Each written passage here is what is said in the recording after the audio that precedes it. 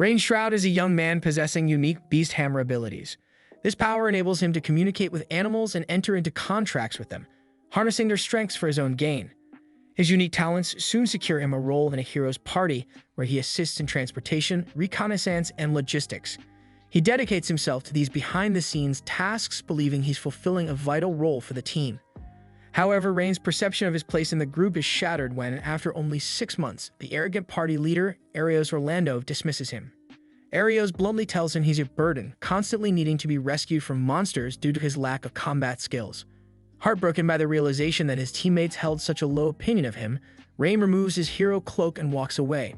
Searching for solace, Rain finds himself seated on a town square bench, mulling over the stinging comments he previously ignored. As he's lost in thought, a group of children approach, excitedly asking him to demonstrate his unique animal contracting ability. Eager to distract himself, Rain casts a spell on a nearby bird, establishing a brief connection. The bird gracefully lands before them and bows, delighting the kids. When the show is over, Rain releases his contract and the bird takes to the skies once again. Their youthful enthusiasm undiminished, the children excitedly discuss their dreams of one day possessing beast hammer abilities like Rain. Surprised, Rain asks why they wouldn't rather aspire to be heroes.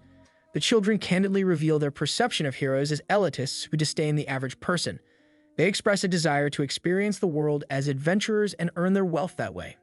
Inspired by this conversation, Rain decides on his next move. He heads to the Adventurers Guild. Upon his arrival, the receptionist informs him that all potential adventurers must first prove themselves by undertaking a trial quest. To qualify, Rain would need to eliminate 10 goblins and gather 20 medicinal herbs. Determined, he prepares himself for the challenge ahead. Rain enlists the aid of a squirrel to locate a cluster of goblins. Despite his inexperience in combat, he manages to defeat them effortlessly since they're merely F-rank monsters. As he collects the rune stones they've left behind, a distressed scream from deeper in the forest catches his ear. Without hesitation, Rain dashes towards the source of the sound. To his horror, he discovers a D-rank killer tiger menacing a seemingly defenseless woman. Desperately, he lunges at the tiger, trying to strike its back. However, the tiger's resilient hide causes his max blade to snap. With the beast's attention now squarely on him, Rain yells at the woman to flee. But instead of escaping, she astonishes him by leaping several meters into the air and using the momentum to strike the tiger down, killing it instantly. Upon closer inspection, Rain realizes this woman is no mere mortal. She is a cat spirit, an immensely powerful subset of the ultimate species. Ultimate species are extraordinary creatures of considerable might. Among them, cat spirits, though magical, have evolved to possess incredible physical prowess. Notably, their kind teeters on the brink of extinction. Seeing her worn out from the battle, Rain offers some of his food supplies. Revitalized, the cat spirit introduces herself as Canid. She recounts how she grew restless in her community and decided to journey out, leading her to cross paths with Rain. Intriguingly, from their first encounter, she sensed a potent energy within him and believes he might be a formidable beast tamer, perhaps even capable of taming her. Curious about Canid and eager to learn more, Rain consents. To initiate the taming ritual, he bites his thumb, letting a droplet of blood fall onto his palm where it morphs into a mystical rune. As he chants, a bond forms between them, symbolized by a rune marking each of their hands. Rain then resumes his trial quest. With deftness, he creates temporary contracts with several rabbits, enlisting them to help gather the necessary medicinal herbs. Canid, observing this, is genuinely impressed. Typical beast tamers usually only manage a single temporary contract at a time, further showcasing Rain's unique prowess. Rain, unlike typical beast hammers, possesses the unique capability to establish multiple contracts simultaneously. Even more astounding is his ability to tame Canid, a member of the ultimate species. Such feats surpass the abilities of an average beast hammer. Yet in his humility, Rain downplays his talents, seeing them as unremarkable. Having successfully gathered the necessary items, Rain returns to the guild, completing his trial quest. He is officially designated an F-ranked adventurer of the Horizon Adventurers Guild. A guild member named Natalie presents him with his adventurer's card, which will serve as his identification going forward and rewards him with 50 copper coins. Given the limited amount, Rain recognizes the need to undertake more tasks to cover his living expenses. Later that day, Canid patiently awaits Rain's return at the guild's diner. As they reunite, a burly man interrupts, attempting to persuade Canid to join him for a meal instead of sitting with Rain. Recognizing the man's intentions, Rain firmly asserts his position, advising the man to move along. This direct confrontation wounds the man's pride. Challenged by the man's audacity, Rain finds himself roped into an arm wrestling contest. The stakes: the right to Canid's company. Though usually averse to such confrontations, Rain recognizes the need to put a stop to any future attempts at intimidating Canid. Resignedly, he takes his seat opposite the man, fully expecting to suffer an embarrassing defeat. However, to everyone's astonishment, as soon as the match begins, Rain's grip proves so powerful that the table shatters, sending the brash man tumbling to the floor, howling in pain. Madly, another member of the guild, hurries over, assessing the scene with evident frustration. She promptly apologizes to Rain and Canid for the disturbance, noting that the man has a history of problematic behavior and is likely on the verge of being expelled from the guild. With a firm grip on his ankle, Madly proceeds to drive the defeated challenger away. Puzzled by his sudden burst of strength, Rain receives clarification from Canid. One advantage of their bond is that he inherits a portion of her superhuman power. Eager to undertake more adventures, Canid's excitement slightly diminishes when she realizes that, as an F-rank adventurer, Rain's tasks are rudimentary and not particularly lucrative. They'll need to accumulate more experience to ascend the ranks. Using the assistance of rabbits, they promptly collect the required herbs for their assignment. Just as they prepare to return, Canid's keen feline hearing detects distant shouts. They follow the noise, discovering an elderly man being threatened by a group claiming to be from the Ebon Fang, a notorious gang with a sinister reputation. Without hesitation, Rain and Canid leap into action. Using his newfound strength, Rain neutralizes the thugs while Canid attends to the elder. The old man offers a grave warning. Anyone who crosses the Ebon Fang becomes a marked target, often facing deadly reprisals. Undeterred, Rain resolves to confront the Ebon Fang before they can strike. While Canid voices her reservations about such a perilous venture, Rain remains steadfast, confident in his strategy. Guided by a squirrel, they locate the gang's fortified hideout. Rain then establishes a temporary alliance with an army bee, a creature known for its potent sting, capable of incapacitating a man for an astounding 12 hours. He instructs Canid to return to the town and gather additional adventurers as reinforcements. While Canid dashes to rally reinforcements, Rain employs the assistance of the army bee, which soon returns with hundreds of its kindred. Forming contracts with each bee, he sets them to work, paralyzing the unsuspecting bandits swiftly. The adventurers Canid brought back begin to detain the incapacitated outlaws. To Rain's surprise, no known knights are present. One adventurer shrugs it off, saying the knights didn't perceive it as a grave enough situation to intervene. However, the atmosphere abruptly shifts as the cave trembles, accompanied by deafening roars emanating from behind reinforced barriers. Breaking free are three colossal C-rank beasts known as king lizards. A nightmare for even veteran adventurers, Rain and Canid confront them undaunted. They battle fiercely, giving the others ample time to secure the bandits and evacuate. As the duo emerges from the cave, they're greeted with resounding cheers from their peers, marking the first instance Rain's efforts are genuinely recognized. Elsewhere, Rain's previous companions berate their new Beast Hammer recruit for failing to adequately scout, thereby jeopardizing the group.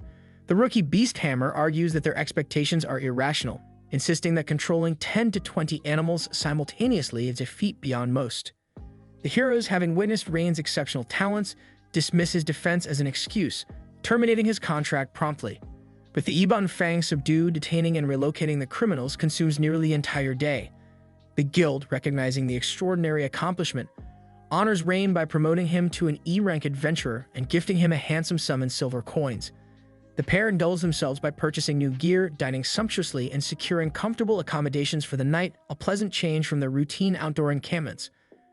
A week since their paths first converged, Rain and Canid find their adventures progressing smoothly. One day, they're approached by Madly, who offers them a task: eliminate a menacing creature known as the Gore Dog. This creature terrorizes individuals attempting to traverse the Stride Bridge, a critical trade route linking the central continent to the southern continent. Enticed by the substantial reward of 5 gold coins, Rain eagerly accepts the mission. Rain seeks details about the guard dog that patrols the bridge, but no one offers any insights.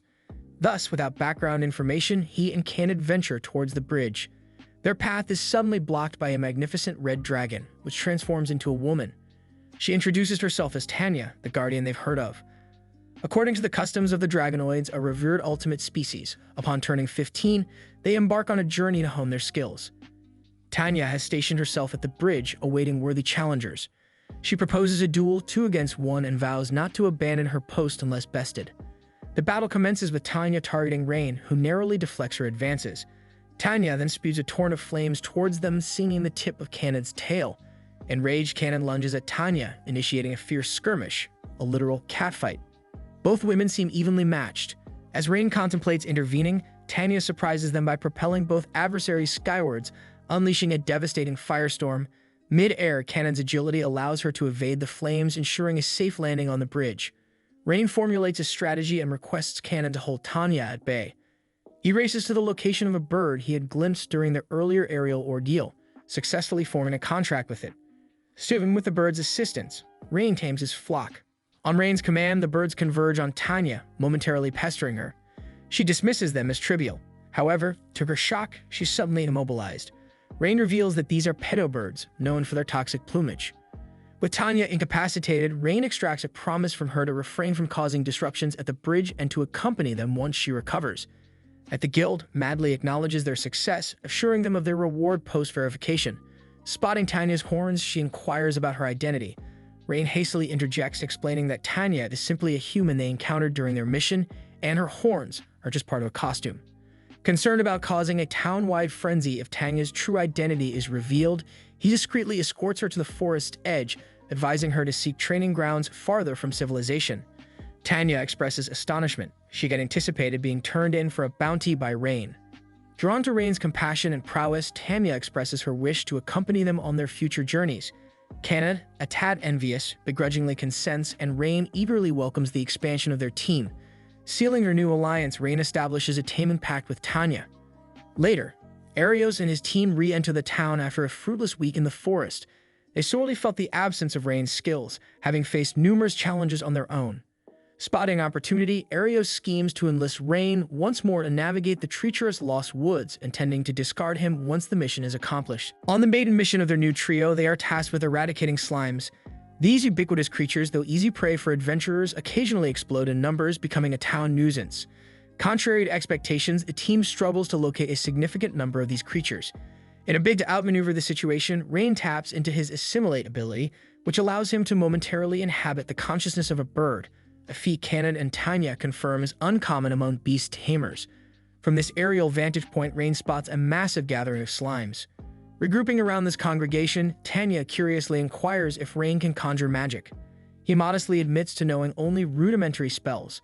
At her prompting, he attempts the fireball incantation, expecting minimal impact.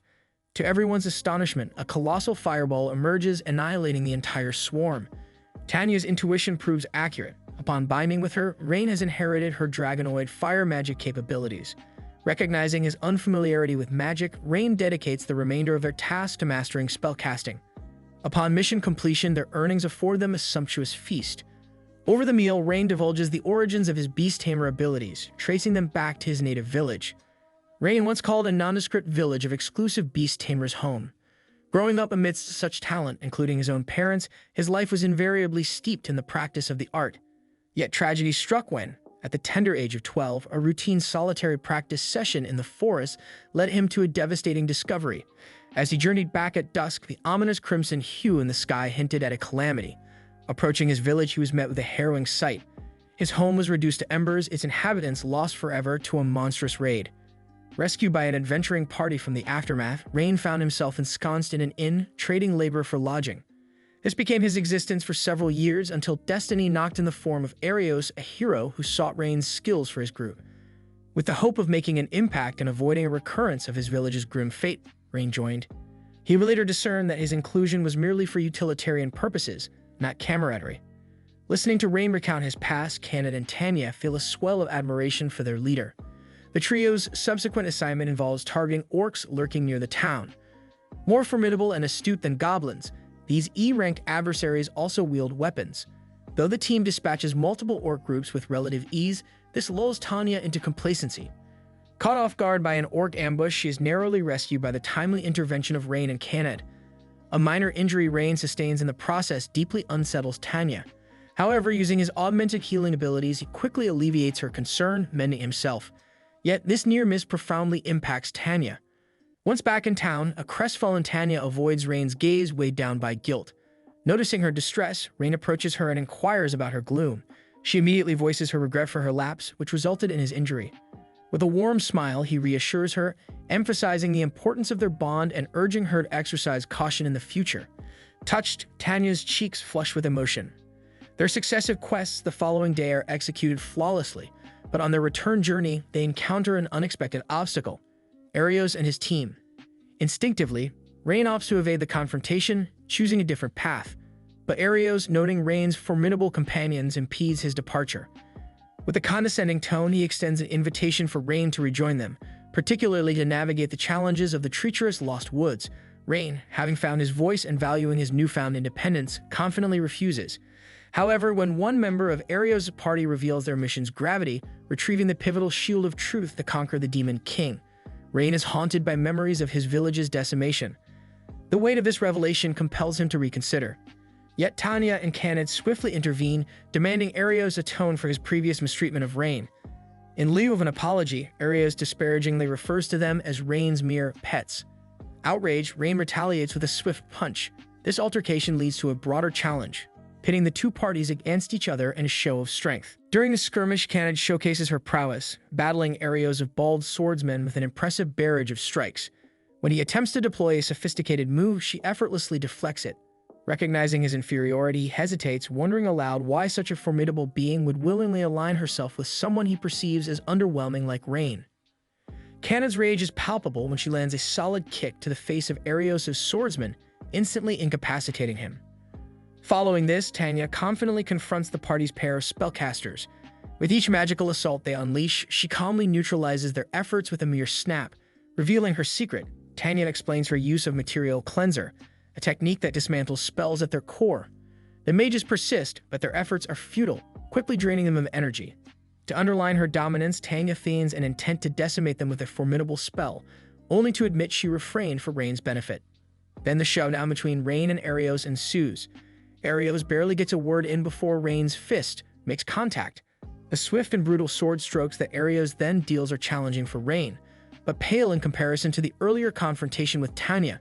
Spotting a gap in Arios' defense, Rain lands a powerful punch.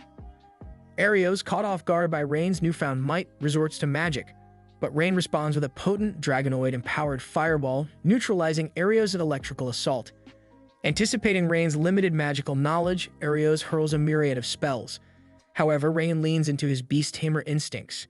As Arios advances, he is suddenly incapacitated by a sting. Rain reveals a bird, with which he formed a fleeting bond during the battle, highlighting the indispensability of beast tamers. And for a conclusive touch, he delivers a ground-quaking punch to the subdued Arios. Post-conflict, Arios' group begrudgingly delegates their mission to Rain and his companions, to retrieve the essential shield of truth held captive by monsters in the enigmatic Lost Woods. Venturing into the forest, named for its labyrinthine nature that confounds and misleads explorers, Rain employs his assimilate strategy to survey the woods while Tanya and Canid stand guard. Upon his return, Rain has charted a route into the heart of the woods. Venturing along their chosen route, they soon realize they've circled back to their original starting point indicated by a rock they'd placed earlier. Tanya, suspicious of their redundant journey, casts a spell to seek out powerful magical sources. Their search zeroes in on a colossal tree exuding a magic that muddles the minds of intruders, making them unwittingly retrace their steps. Ready to neutralize the tree's enchantment, Canid gears up to land a forceful kick, but before she can, an ethereal voice resonates, warning them off. As the voice reverberates, an illuminated winged girl materializes from the tree. To their astonishment, they're confronted by a fairy, an exalted species renowned for magic surpassing even dragonoids. Their attempts at dialogue are thwarted by the fairy's repetitive commands to depart. Resolute in her warning, she brandishes her potent magic, prompting the trio to be a hasty retreat. Upon gaining distance, Rain elucidates the historical animosity between fairies and humans. The devastation of the fairies' forested domains by humans forced them to take refuge in the scarce intact woods. Inferring that the tree's magic might guard the coveted shield of truth, the trio brainstorm ways to breach the tree's defenses. Yet Rain opts for diplomacy. On their return, with Canid and Tanya holding back, Rain engages the fairy now identified as Sora. Even when she assails him with a barrage of arrows, Rain stands unwavering, smiling, showcasing his genuine intent. This disconcerts Sora momentarily, granting him a brief window to stress his noble cause. Nevertheless, she breaks from her momentary lapse, unleashing another onslaught. This time, Canid and Tanya intervene, vouching for Rain's benevolence by recounting his myriad acts of kindness. Their testimonials pique Sora's curiosity. Introducing herself formally, she admits to crafting the tree's protective shield. However, she remains adamant about not dismantling it, as it safeguards her fairy kin from unwanted discovery. Navigating further into the tale, they discover it's not monsters, but fairies guarding the shield of truth essential for vanquishing the Demon King. Recognizing their quest and her deeper disdain for monsters over humans, Sora entrusts them with the relic. Their mission seemingly accomplished, the group starts to depart.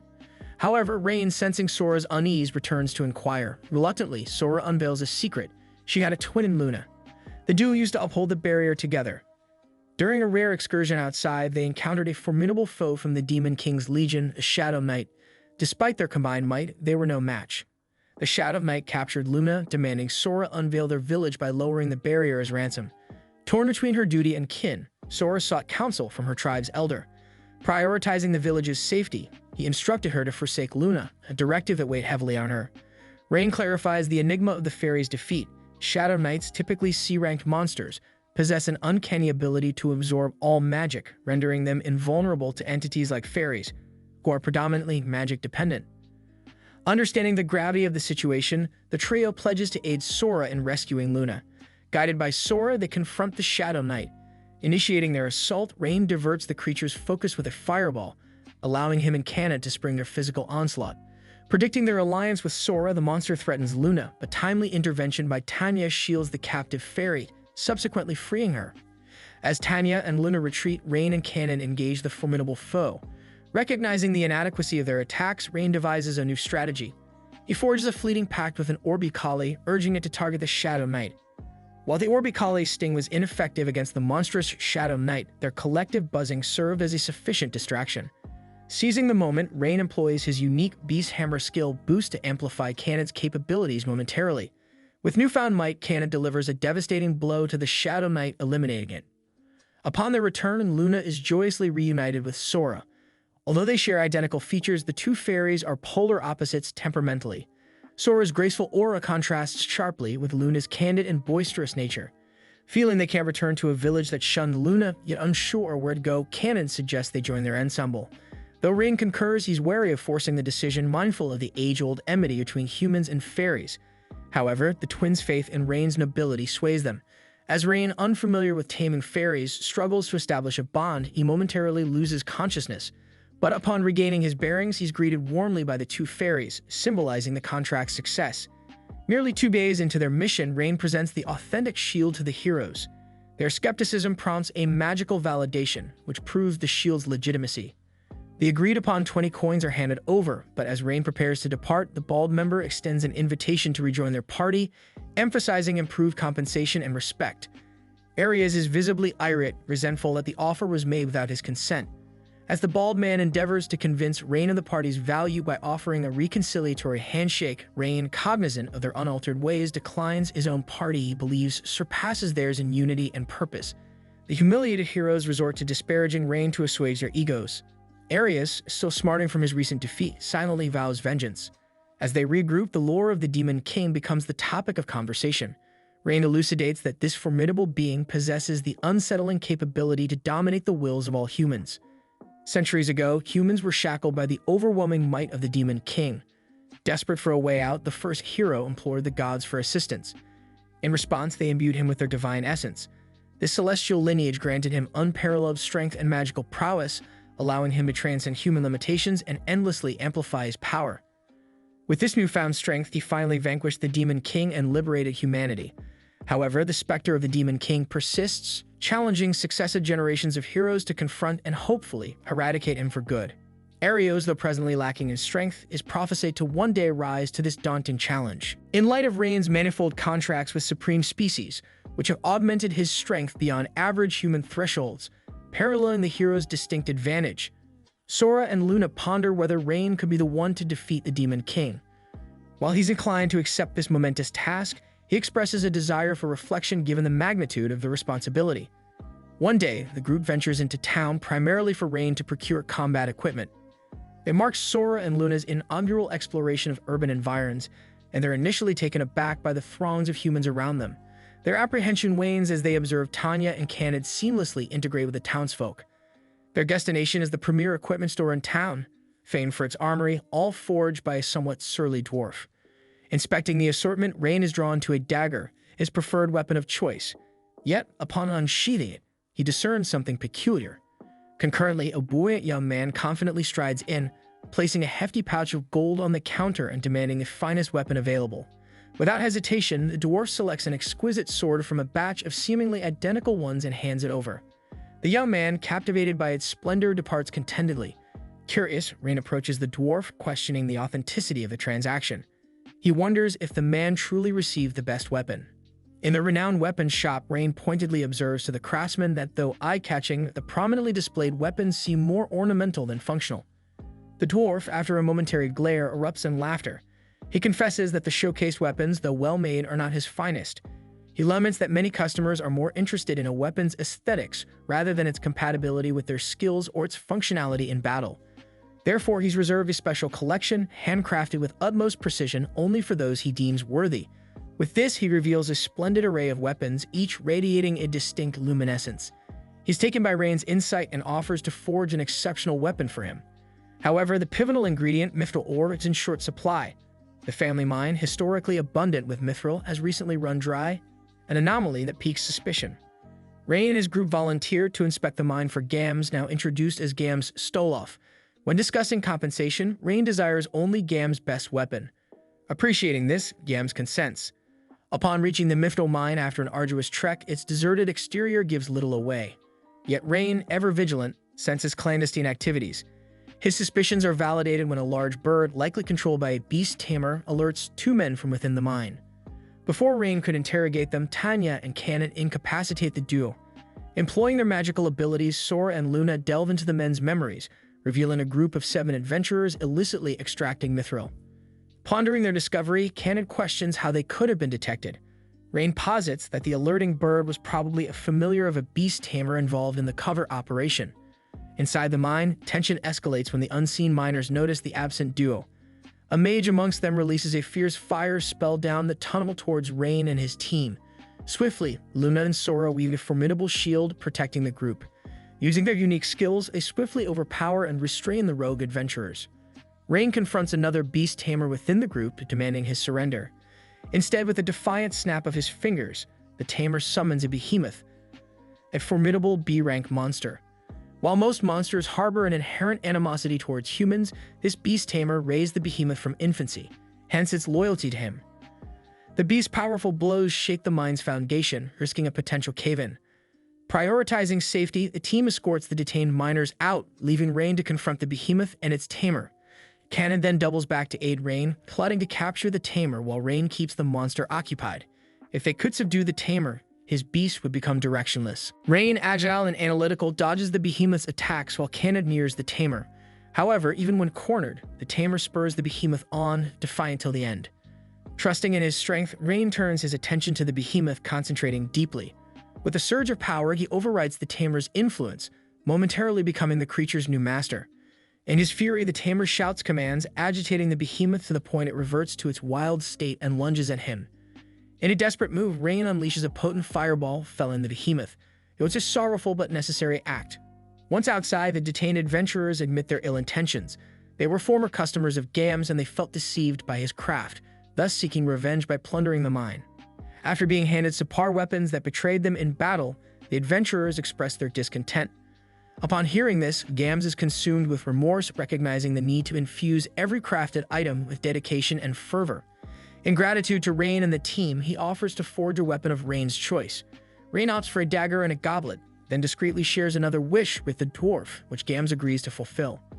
In parallel, Arios is in a frenzy interviewing potential recruits for the vacant beast tamer position in his party.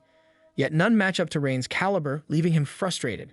After sending off his members, Arios in solitude reveals a ring radiating a sinister aura, affirming his primary goal to eliminate Rain. On a lighter note, during a leisurely stroll, Rain and the fairy twins, Sora and Luna, are interrupted by an elegant man with glistening golden hair. This man, identifying himself as Edgar of Horizon's nobility, assertively claims the twins as his own. When Rain, Sora, and Luna resist, Edgar employs force, dispatching his guards. Demonstrating his prowess, Rain swiftly overpowers them. In a desperate move, Edgar's guards threaten the innocent townsfolk, placing Rain in a quandary. Suddenly, a newfound intuition stirs within Rain, urging him to cast a flurry of fireballs. This barrage, a unique ability he inherited from the twins' fairy magic, rains down on the guards, prompting Edgar's retreat. Though the townspeople commend Rain's bravery, they counsel him to depart Horizon, cautioning him of Edgar's formidable reach as the son of the Lord, known for his whimsical abductions and merciless vendettas. Relating their ordeal to Canada and Tanya, who had missed the entire episode, the The group resolves to confront this looming threat. However, when they report the incident to the Knight's Order, their plea is dismissed as inconsequential. This glaring indifference underscores the Order's compromise, revealing an unsavory alliance with the ruling elite. While journeying back, a knight discreetly follows them before introducing herself as Stella, the vice-captain of Forza's Knight's Order. She despises how the Lord's dynasty has tainted the Knight's once noble purpose, including Captain Guylet. Hoping to revive their once-honored code, she recruits Rain and Cannon, the famed adventurer and cat spirit, who previously defeated the Ivan Fang. The duo, eager for justice, aligns with her cause. Formulating a plan to ensnare the compromised knights, they plan a rumor about a warehouse at the sea's edge hiding evidence that implicates the knights and the Lord's family in corruption. As expected, Captain Guylet and his tainted knights descend upon the warehouse, only to find themselves trapped when Sora and Luna magically seal the entrance. Inside, from a strategic vantage point, Rain, armed with a new magical gauntlet gifted by Gams, launches a barrage of enchanted arrows, incapacitating all but Guylet. The captain, realizing the source of the attack, spots Rain and Stella. Stella, determined to settle her score, engages Guylet alone. Despite his brutish strength and mocking disdain, she ultimately prevails, ending his tyranny. Upon hearing of the turmoil, Edgar, in a fit of rage, lashes out at a captive girl adorned with foxtails. At that moment, Arios infiltrates his chamber, presenting a sinister ring. Promising its deadly capabilities, he suggests Edgar use it against their mutual foe, Rain. Following the Knights' takedown, Stella, flanked by a handful of true knights, Cannon and Tanya, marches on the Lord's residence. Anticipating a challenge, guards surround them. However, this confrontation merely serves to divert attention. In the shadows, Rain, Sora, and Luna infiltrate the mansion. Luna's power reveals the locations of the detained victims, but intriguingly, an overwhelming magical signature, rivaling their own, emanates from above. Rain opts to uncover this anomaly while the twins focus on the captives. Arriving at the source, Rain is met with a disheartening sight. A young girl, bearing fox ears and 3 foxtails, identifiers of the rare demigod species. Malnourished, bruised, and visibly terrified, she is imprisoned in a dark cage. Despite his noble intentions, she cowers from Rain. Overcoming her cell, he offers her healing. Touched, she embraces him, revealing her identity as Mina. Edgar's treachery had bound her, using her village's safety as leverage. Rain's attempt to remove her collar is met with hesitation due to its powerful enchantment. Upon examination, Rain discerns its core magic eerily similar to that of taming spells, aimed at suppressing and dominating its bearer.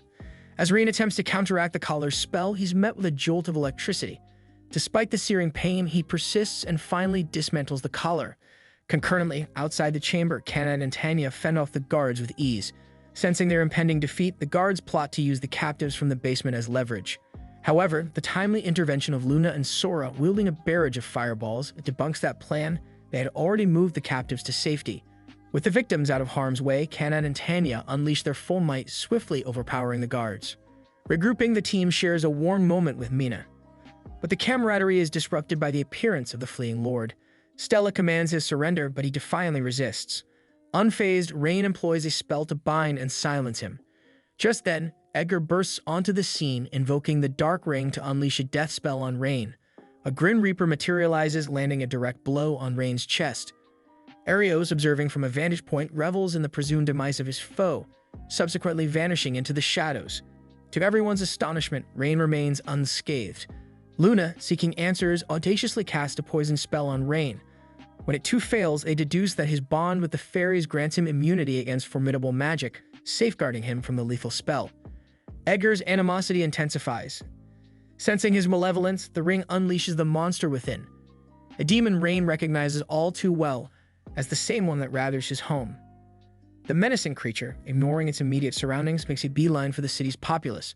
Recognizing the grave threat it poses, Rain and his allies pursue it, while Stella ensures the citizens' safety and Mina remains guarded within the mansion. The demon, a formidable adversary, injures both Canad and Tanya. In a bid to turn the tide, Rain amplifies their strength with a boost spell, enabling them to unleash a barrage of potent attacks against the monstrous foe. The demon remains untouched, continuously summoning waves of monsters that thwart their efforts. Horizon's skyline is illuminated with blazing fires. As the heroes' party debates intervening, Arios sternly instructs them to hold their ground. Meanwhile, in the town, Natalie assembles the local adventurers, rallying them against the monstrous horde.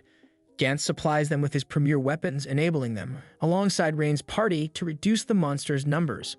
In an effort to evacuate the citizens, Sora and Luna, with Stella's assistance, create a mass teleportation portal.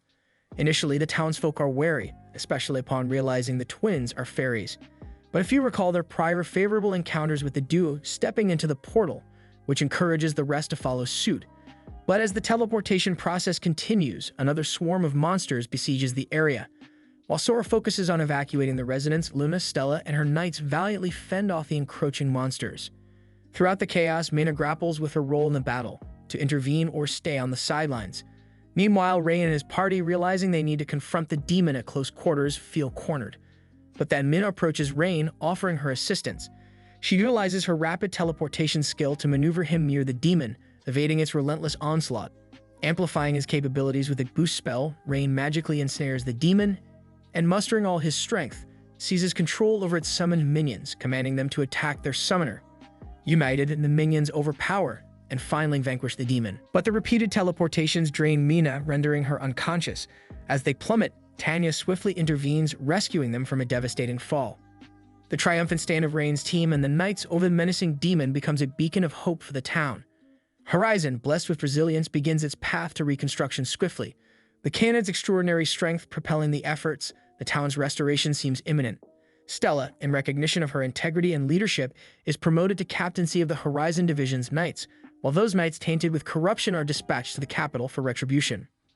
Though Tanya had concealed her dragonoid lineage, it emerges that the townsfolk had discerned her true nature some time ago. Surprisingly, they extend a warm embrace not only to her, but also to the fairy sisters, Sora and Luna. Acting upon Mina's desire, Rain seals a pact with her, welcoming her into their team. This act, coupled with his continuous valor, earns him a promotion to a C-rank adventurer by the guild. As their team expands, they invest in a residence, a typical move for adventurers. Unexpectedly, the house reveals a spectral inhabitant, but instead of evicting the spirit, they embrace her into their fold. Attempts by the hero's party to exploit the town for provisions falter as the citizens, recalling the party's absence during the demon onslaught, rebuff them. Truly, the tables have turned. Marking their new beginning, the group organizes a grand housewarming feast. For Rain, the camaraderie and warmth emanating from his companions stirs feelings of nostalgia, reminiscent of the times with his parents. Overwhelmed, tears course down his face, but his friends are right there, comforting him. Eagerly anticipating future escapades with his beloved team, Rain is filled with hope. That concludes our tale for now. If you enjoyed this journey, remember to give a thumbs up and hit the subscribe button.